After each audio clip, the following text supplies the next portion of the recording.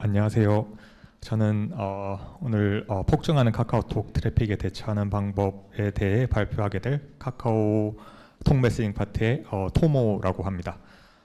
저는 이번 세션을 통해서 저희 카카오톡 톡 메시징 서버가 폭증하는 트래픽을 어떻게 대처했는지 그 아이디어와 그 정책에 대해서 설명드리고자 합니다. 우선 발표를 진행하기에 앞서서 저에 대해 간략히 소개드리도록 하겠습니다. 저는 카카오에 2017년 10월에 입사를 했고 그 뒤로 계속 톡 메시징 서버에서 일하고 있습니다. 그리고 최근에는 이제 유행하고 있는 언어죠. 코틀린 언어에 대해서 관심이 생겨가지고 코틀린 코르틴즈 번역도 진행을 하고 있고 현재도 카카오톡의 수많은 트래픽을 어떻게 하면 원활하게 처리할 수 있을지에 대해서 많은 고민을 하고 있습니다. 오늘 목차는 다음과 같습니다. 먼저 카카오톡의 메시징 서버에 대해 말씀드리고자 합니다. 그리고 카카오톡의 메시징 서버가 하는 일이 무엇인지, 그리고 평상시 카카오톡의 트래픽이 어느 정도 되는지에 대해서 소개할 것이고, 이후에는 카카오톡에 겪었던 대표적인 장애, 기억나는 장애가 몇 가지 있겠죠. 그 장애를 소개하고 그 장애가 반복되지 않기 위해 저희가 구축한 시스템에 대해서 차례대로 설명하고자 합니다. 대표적인 장애로 설명할 것이 2016년 경주 지진으로 발생한 장애로 저희가 세운 구축한 자동 대응 시스템, 그리고 2020년 신년 장애가 발생했을 때 저희가 구축한 교통관리 시스템에 대해서 말씀드리도록 하겠습니다. 우선 카카오톡을 다들 한 번쯤은 써보셨을 거예요. 지금은 이 그림과 같이 네 개의 탭이 아니고 5개의 탭으로 나뉘어져 있는데, 핵심이 되는 탭은 여기서 보여지는 1탭과 2탭이라고 할 수 있겠습니다. 1탭에서는 친구 목록을 확인할 수 있고, 2탭에서는 채팅방 목록을 확인할 수도 있고, 채팅방에 진입한 뒤에 메시지를 주고받는 등의 동작을 수행할 수 있죠. 그럼 저희 톡 메시징 파트가 하는 일은 무엇일까요? 바로 여기 2탭, 아까 2탭에서 나오는 카카오톡 메시지와 관련된 요청을 처리하고 있습니다. 이 요청에는 다들 메시지 전송이 기본이지만 저희 카카오톡에 접속하기 위한 로그인 요청이 있고, 메시지 전송 요청에도 채팅방 진입, 그리고 메시지 동기화 등의 다양한 요청도 포함이 됩니다. 그러면 저희 메시징 서버가 처리하고 있는 트래픽은 어느 정도 될까요?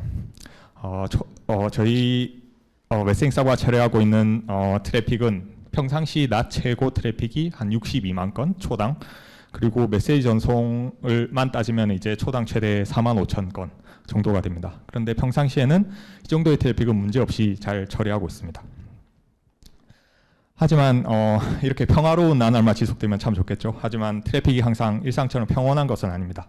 대표적인 예로 여기에서 보이는 것처럼 이제 신년이 되면 사람들이 이제 새해에 안 자고 이제 새해 인사를 하면서 카카오톡 트래픽이 폭발적으로 증가하겠죠. 그리고 또 아까 말씀드린 지진과 같은 갑작스러운 자연재해나 또 아니면은 월드컵, 저희 월드컵 할 때 이제 국가대표 경기가 있으면 다 보니까 월드컵과 같은 큰 국가적 이벤트가 있을 때도 마찬가지입니다. 그래서 자연재해나 아니면 이런 대형 이벤트, 신년이나 월드컵 같은 대형 이벤트가 있을 때 폭증하는 트래픽을 제대로 처리하지 못하면 카카오톡 장애와 관련된 뉴스가 곧 뜨게 되겠죠. 그런데 이렇게 폭증하는 트래픽으로 인해서 장애가 발생한다고 해서 저희가 손을 놓고 있을 수만은 없잖아요. 그래서 저희가 대비하기 위해서 구축한 2가지 시스템에 대해서 설명드리고자 합니다. 먼저 자동 대응 시스템에 대해서 설명을 드리겠습니다. 앞서 말씀드린 2016년 경주 지진이 대표적인 장애 중에 하나인데요. 이 경주 지진으로 인한 장애에 대해서 설명하기 전에 먼저 백그라운드 로그인이라는 기능에 대해서 설명하겠습니다. 백그라운드 로그인은 사용자의 편의성을 극대화하기 위한 기능입니다. 여기서 보시면은 한 사용자가 채팅방에 있는 다른 사용자에게 메시지를 보내면은 저희 서버가 그 메시지를 받아서 다른 사용자에게 전달하려고 시도를 하겠죠. 그런데 전달받는 사용자가 저희 서버에 접속을 하고 있지 않고 바빠서 못 보는 상황이에요. 그러면은 이제 애플의 APNS나 아니면은 안드로이드 FCM을 통해서 이제 푸시를 전송하게 됩니다. 저희 서버가. 그러면은 푸시를 받은 모바일은 이렇게 깨어나면서 카카오톡이 켜지고 카카오톡 클라이언트는 저희 서버에 먼저 로그인을 요청을 해요. 로그인 요청을 하면 이제 TCP 연결을 맺은 상태로 유지되고, 이렇게 하면 유리한 점이 이제 이 사용자가 이제 바빠서 못 보는 상황이 아니라 다시 이제 카카오톡을 켜게 되면은 로그인이 필요 없이 곧바로 이제 메시지를 확인하고 메시지를 전송할 수 있게 되겠죠. 그래서 이런 식으로 이제 사용자의 편의성을 극대화하는 기능이 이제 백그라운드 로그인이라고 보시면 됩니다. 그럼 이제 앞에서 배운 백그라운드 로그인을 이제 가지고 2016년 9월로 돌아가고 있습니다. 2016년 9월 12일 19시 44분에 규모 5.1 규모의 지진이 경주에서 발생했습니다. 당시 지진의 여파로 카카오톡에도 2시간 정도 장애가 발생했는데요. 그러면 이 경주 지진과 카카오톡 장애가 어떤 연관이 있는지 궁금하실 것입니다. 지진이 났다고 해서 사람들이 다 카카오톡을 쓰는 것도 아닌데 도대체 왜 장애가 발생했을까? 경주 지진으로 인해 장애가 났던 이유는 앞서 말한 백그라운드 로그인 기능 때문이었습니다. 지진이 발생하면 재난 안내 문자 한 번씩 받아보셨죠? 이제 코로나 때문에 많이 받아보셨을 건데 이 재난 안내 문자가 전 국민에게 발송되게 되는데 이 안내 문자를 받은 모바일이 깨어나게 되죠. 깨어나게 되면서 해당 모바일에 설치되어 있던 카카오톡 클라이언트가 백그라운드 로그인을 수행하게 됩니다. 그럼 백그라운드 로그인을 수행하게 되면서 저희 카카오톡 서버에다가 접속을 시도하겠죠. 그래서 로그인이라는 그 TCP 연결을 맺는 요청이 이제 평상시에는 사용자가 이제 수동으로 카카오톡을 키거나 아니면은 카카오톡 메시지를 받거나 아니면은 문자를 이렇게 문자를 받을 경우에만 이제 백그라운드 로그인이 작동했는데 이때는 이 재난 안내 문자가 전 국민에게 발송이 되었기 때문에 전 국민이 백그라운드 로그인을 시도하게 되었습니다. 그래서 메시징 서버로 들어오는 거의 대부분의 요청이 이제 로그인, TCP 연결을 맺는 요청이 되었습니다. 그런데 이 로그인이라는 요청이 상대적으로 무겁겠죠. 그래서 이 로그인이라는 요청을 처리한다고 저희 서버가 아주 바쁘게 되고 모든 스레드를 이 로그인을 처리하는 데 다 사용하게 되었습니다. 그래서 여기 보시는 것처럼 원래 연결을 맺고 있던 사용자도 이제 메시지를 전송을 하려고 요청을 하는데 저희 서버는 이제 바빠가지고 눈치 챙겨 이렇게 하면서 메시지 전송 요청이 실패하게 되겠죠. 그래서 이 클라이언트도 이제 요청이 실패하게 되니까 서버가 뭔가 잘못된 건가 싶어가지고 연결이 끊어지게 됩니다. 그럼 이 사용자도 나중에 로그인을 요청하게 되겠죠. 그래서 저희 서버는 로그인만 처리하게 되는 그런 서버가 되어버린 겁니다. 그래서 당시 지표를 통해서 상황을 살펴보겠습니다. 여기 보시면 19시 44분에 지진이 일어나면서 사용자들은 지진이 발생했다고 이제 메시지를 보내게 되겠죠. 놀란 사용자들이. 그래서 이렇게 메시지 전송 TPS가 급작스럽게 올라가게 되는데 이와 동시에 이제 백그라운드로 로그인 요청도 엄청나게 들어오면서 메시지 전송을 아예 처리하지 못하게 됩니다.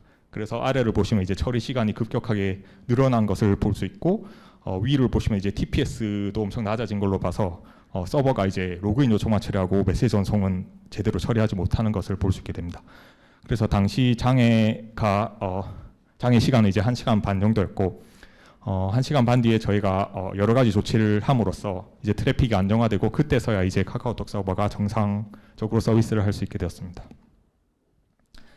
그래서 이제 당시 지진을 겪은 다음에 저희는 트래픽이 폭증할 때 이를 인지하고 자동으로 대응하는 시스템이 필요하다고 생각했습니다. 왜냐하면 신년이나 월드컵 같은 경우는 저희가 충분히 예측할 수 있는 그 이벤트지만 지진 같은 자연재해는 저희가 예측을 할 수 없기 때문에 서버가 자체적으로 이제 트래픽이 폭증하는 것을 인지하고 그에 대해 대응하는 것이 필요하다고 생각했습니다. 그러면은 어떻게 하면은 폭증하는 트래픽을 자동으로 인지할 수 있을까라고 저희가 이제 아이디어를 떠올려봤는데 그중 대표적인 게 이제 활성화된 스레드였습니다. 카카오톡 클라이언트가 이제 요청을 보내게 되면은 요청을 처리한 서버에 활성화된 스레드 수가 자연적으로 늘어나게 되겠죠. 그래서 이 원리를 바탕으로 활성화된 스레드 비율을 측정해 가지고 트래픽이 폭증하는 것을 인지하면 어떨까라고 저희가 생각을 했습니다. 그래서 평상시에는 활성화된 스레드 비율이 한 6.25% 되는데 만약 트래픽이 폭증하면은 50% 이상, 많게는 뭐 100%까지 사용할 수 있다고 봤습니다. 그래서 저희는 부하 레벨을 정했는데 활성화된 스레드 비율이 0에서 25%일 때는 부하 레벨이 0이고 25에서 40%일 때는 부하 레벨 1, 그리고 40% 이상일 때는 부하 레벨 2로 이제 구분을 했습니다. 그러면 이제 부하 레벨을 정했으니까 이제 폭증하는 트래픽이 어느 정도 되는지 서버가 자동으로 판단을 할 수 있게 됐습니다. 그러면은 이제 자동으로 판단한 부하 레벨을 기준으로 이제 트래픽 처리를 어떻게 하면 원활할 수 있을지 정해야 합니다. 그래서 저희가 부하 레벨에 따른 설정을 여러 가지를 변경을 했는데요. 부하 레벨이 0일 때는 백그라운드 로그인 차단 비율을 0으로 해가지고 사용자의 편의성을 극대화시켰습니다. 그런데 앞서 말씀드린 것처럼 이제 자연재해가 일어날 때는 부하 레벨이 올라가기 때문에 백그라운드 로그인 같이 당장 처리할 필요가 없는 요청 같은 경우는 차단을 하게 되었습니다. 그래서 부하 레벨 1일 때는 50%, 부하 레벨 2일 때는 완전히 차단하게 됩니다. 그 외에도 이제 재시도 횟수를 부하 레벨이 2까지 올라가면은 재시도를 아예 안 하던가, 그리고 이제 타임아웃을 시간을 줄여가지고 이제 급격히 늘어나는 요청에 의해서 점유하는 스레드가 없을 수 있도록 그렇게 조치를 했습니다. 그래서 이런 일련의 자동화 시스템을 구축해서 트래픽이 폭증하게 되면은 빠르게 실패 처리를 하더라도 당장은 필요 없는 프로토콜의 유입을 이제 막고 중요한 트래픽을 신속하게 처리할 수 있도록 만들었습니다. 그러면은 저희가 이제 자동 대응 시스템을 구축한 다음에 어떤 이점을 얻을 수 있을지에 대해서 설명드리도록 하겠습니다. 재난 문자가 발송된 후 아까 보여드린 것처럼 서버는 이런 상태가 됩니다. 그래서 대부분의 트래픽이 로그인으로 바뀌어서 서버가 이렇게 불능 상태로 빠지게 되면은, 그리고 자동 대응 시스템을 구축했을 때는 이런 식으로 백그라운드 로그인을 차단해서 진짜 필요한 로그인만 처리하고 나머지는 이제 원래 붙어 있는 세션의 메시지 전송만 처리할 수 있도록 이렇게 구축을 했습니다. 그러면은 이렇게 구축한 시스템을 언제 테스트할 수 있었느냐? 바로 불과 2달 뒤에 2017년 11월 15일에 포항 지진이 발생했습니다. 비슷한 진도로. 그래서 이 당시에도 전 국민 대상으로 재난 문자가 발송되었고, 이때는 2시간 뒤에 또 여진이 일어나서 다시 한번 문자가 발송되었습니다.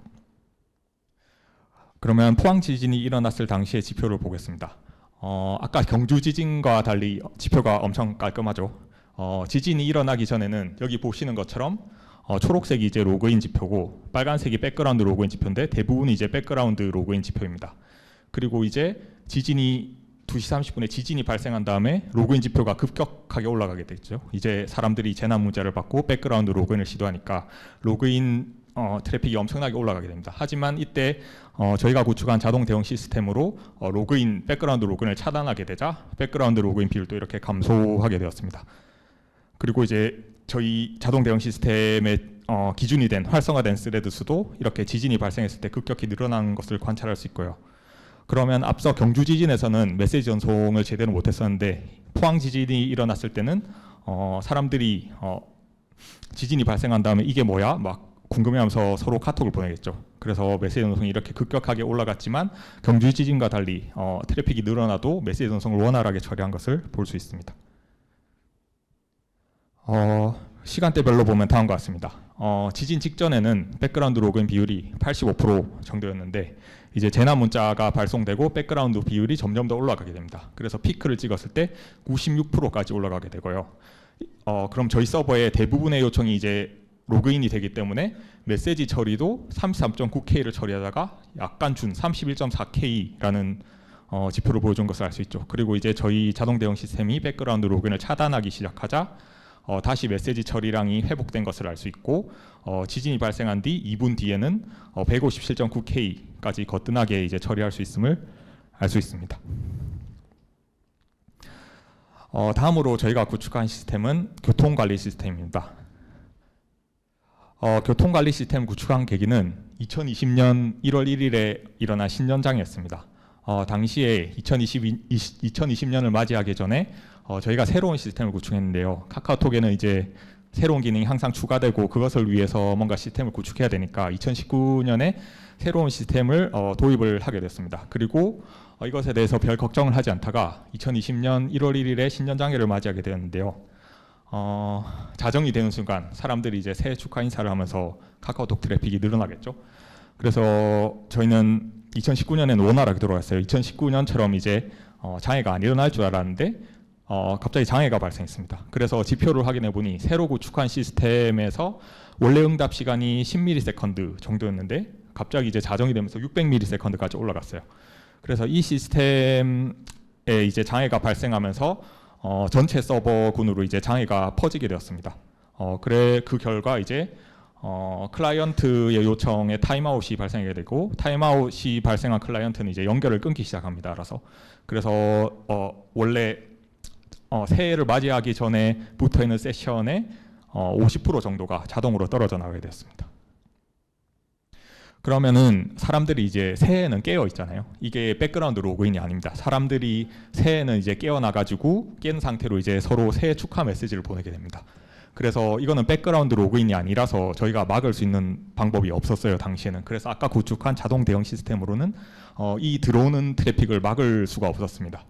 그런데 아까 전에 이제 50% 정도 떨어져 나간 사용자가 이제 카카오톡을 다시 키면서 다시 접속을 시도하겠죠. 그래서 이때도 로그인이라는 트래픽이 폭증을 하게 됩니다. 그래서 이 폭증하는 트래픽을 막지 못해서 저희 서버의 일부 서버가 이제 메시지 전송 불가 상태가 되었고요. 저희가 원인을 찾은 거는 5분이었는데 이 새로 추가한 시스템으로 간 장애가 이제 전파되면서 다른 서버군으로 전파된 장애를 해결하는데 총 1시간 46분이 걸렸습니다. 그래서 2시간 동안 장애가 있었죠.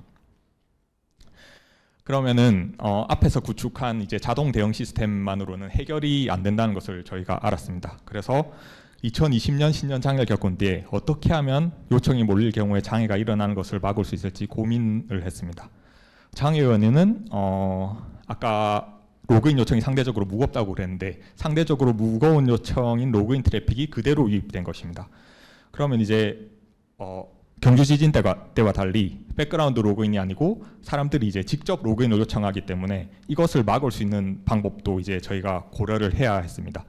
그걸 하기 위해서 저희가 생각한 아이디어가 요청별 전용 도루를 만들면 되지 않을까였습니다. 로그인이라는 요청이 무겁고 처리하는 데 시간이 오래 걸리기 때문에 스레드, 그러니까 예를 들어서 스레드를 요청별로 맥스를 할당해 가지고 로그인이 아무리 많이 들어와도 로그인을 처리하는 스레드의 수는 한계가 있을 수 있도록, 그래서 모든 스레드 로그인 요청이 모든 스레드를 점유하지 않도록 하면 어떨까라고 생각을 했습니다. 그래서 각각의 요청에 대해서 전용 도루를 만들고 특정 요청, 로그인뿐만 아니고 특정 요청에 대한 트래픽이 증가하더라도 다른 종류 요청은 원활하게 처리할 수 있도록 만들 수 있지 않을까라고 저희가 생각을 했습니다. 그래서 저희가 만든 것이 교통관리 시스템입니다. 여기서 매니저라는 객체가 있는데 이 매니저라는 객체가 각 요청, 예를 들어서 연결, 여기서 로그인, 메시지 전송, 그리고 채팅방 진입, 이렇게 여러 가지 요청에 대해서 할당될 스레드 수를 정합니다. 그래서 특정 요청, 스레드가 특정 요청을 처리하고 있을 때 각각의 스레드 카운트가 1씩 올라가게 되고, 만약에 각각의 요청에 할당된 스레드 수가 임계점에 도달하게 되면은 오버플로우가 발생해서 실패가 되게 됩니다. 그리고 여기서는 이제 참고 지표로 요청별 스레드 수를 볼 수 있는데, 여기 초록색이 로그인이고 나머지가 이제 다른 요청들입니다. 평소에도 이제 로그인을 처리하는 스레드 수가 가장 많은 것을 알 수 있습니다. 그러면은 아까 그 자동 대응 시스템이 효과를 본 거는 포항 지진이었는데요. 그러면 이 교통관리 시스템이 효과를 본 건 어디였을까요? 바로 2022 카타르 월드컵 때였습니다. 2022 카타르 월드컵 때 카카오톡의 트래픽이 가장 높았던 시점이 언제일까요? 바로 가나전 때 조규성이 동점골을 넣었을 때였습니다. 2대2로 만드는 동점골을 넣었을 때 트래픽이 가장 높았는데, 그 장면을 잠깐 보도록 하겠습니다. 네, 이때 트래픽이 가장 높았습니다. 비교를 해보겠습니다. 월드컵 가나전 때 트래픽인데 여기서 피크가 된 게 뭔지 다 아시겠죠? 골 장면입니다. 첫 번째는 이제 가나가 첫 번째 득점, 두 번째는 이제 가나가 두 번째 득점, 그리고 여기 피크가 이제 한국이 첫 번째 만회골 조규성이, 그리고 가장 높았던 이때가 조규성이 동점골을 넣었을 때입니다. 그리고 여기서는 안타깝게도 가나가 세 번째 골을 넣었을 때겠죠. 그래서 그 조규성이 동점골을 넣었을 때 메시지 요청량이 초당 42만 7천 건이라는 엄청난 양이 들어왔습니다. 그래서 이때 다른 지표랑 비교를 해보시면은 평시나 최고 트래픽보다 당연히 훨씬 높은 것을 알 수 있고요. 그리고 2018 러시아 월드컵 때 독일전 때 이제 손흥민이 두 번째 골을 넣었죠. 그때가 이제 최고 기록이었는데 카타르 월드컵 때 저희가 최고 기록을 경신했습니다. 42만 7천 건이라는 건수를 받았는데 당시에는 장애가 발생하지 않았어요. 왜냐하면 제가 아까 말씀드린 이제 교통관리 시스템의 영향인데, 이때 메시지 전송이라는 트래픽이 엄청나게 늘었지만 메시지 전송이라는 트래픽이 할당된 스레드 수가 이제 제한이 있었기 때문에 메시지 전송만 처리하는 것이 아니고 저희 서버가 다른 요청도 다 골고루 처리할 수 있게 되어서 장애로 번지지 않을 수 있었습니다. 월드컵 두 경기를 비교해 보겠습니다. 예를 들어서 2018 독일 월드컵 손흥민이 골을 넣었을 때는 활성화된 스레드 수가 69.9K, 엄청 많죠. 왜냐하면 요청이 많으니까. 근데 가나전 때는 저희가 이제 스레드 수를 제한했기 때문에 32.9K 정도의 스레드만 활성화되었습니다. 그리고 당시 에러 지표를 봤을 때도 독일 월드컵 때는 타임아웃 에러도 330만 건이 넘고 그 외 에러도 다 합치면 35만 건이 됩니다. 그래서 여기서는 이제 에러가 별 차이가 안 나 보일 수도 있겠지만 여기 카타르 월드컵 때 지표는 평상시와 똑같은 엄청 작은 수치입니다. 여기 Y축이 안 나와서 그런데 가나전 때는 에러도 큰 변화가 없었습니다. 그래서 비교를 해보면은 독일전 때 최대 트래픽은 22만 건이고 카타르 월드컵 때 이제 가나전 때 최대 트래픽은 42만 7천 건이고 가나전 때 평균 트래픽이 이제 6만 건이었어요. 평상시 최대 트래픽보다 많죠. 하지만 이때 저희가 구축한 교통관리 시스템으로 비록 메시지 전송은 일부 실패할 수 있지만 장애는 방지할 수 있었습니다. 그래서 전체 서비스 장애로는 이어지지 않았다. 이게 결론입니다.